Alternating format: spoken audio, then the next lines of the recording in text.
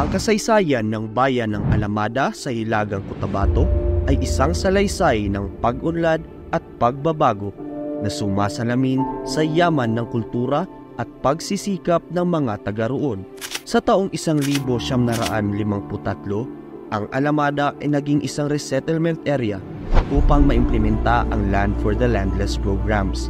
Ang Henyo Edcor Farm ay gumanap ng malaking papel para sa 863 settler families at sa mga taong namuhay ng mapayapa na nanggaling sa Luzon at Visayas. Makalipas ang maraming taon ay nagbukas ang mga daanan at natuklasan ang mga likas na yaman na siya ring naging dahilan ng patuloy na pag-unlad ng agrikultura at turismo sa bayan ng Alamada.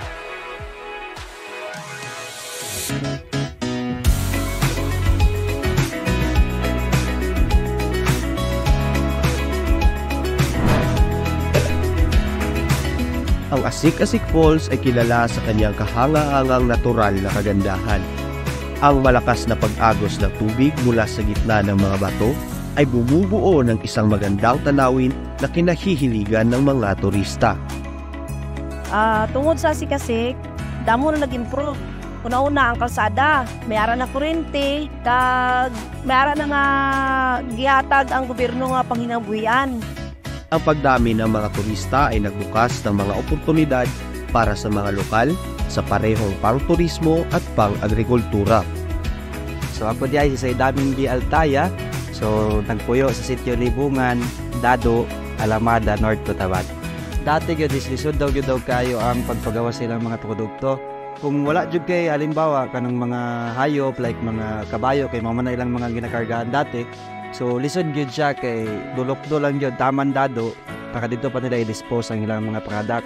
Since nga na-discover ni nga to ang mga tourist spot dari sa sakop sa Alamada like mga Asik-Asik or Daday, so nindot ang dalan.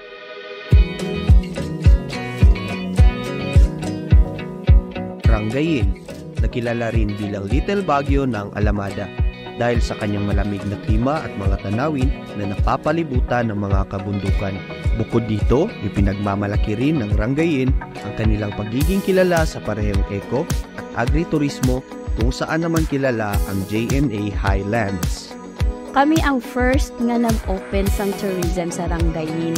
Katong strawberry farm, kami to ang JNA Highlands. Agritourism kay una-una agriculture kami and then tourism kay gadawat kami sa mga visitor para i-showcase namon ang amon mga crop.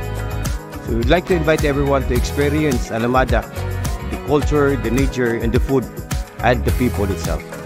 Maliban sa pinagmamalaki natin na likas na yaman ng Alamada ay ang tao mismo na may mainit na pagtanggap sa mga bisita. Ito ay makikita natin sa distinct culture ng Alamada na mayroon tayong tribe people, Muslim, Christian at Lumad.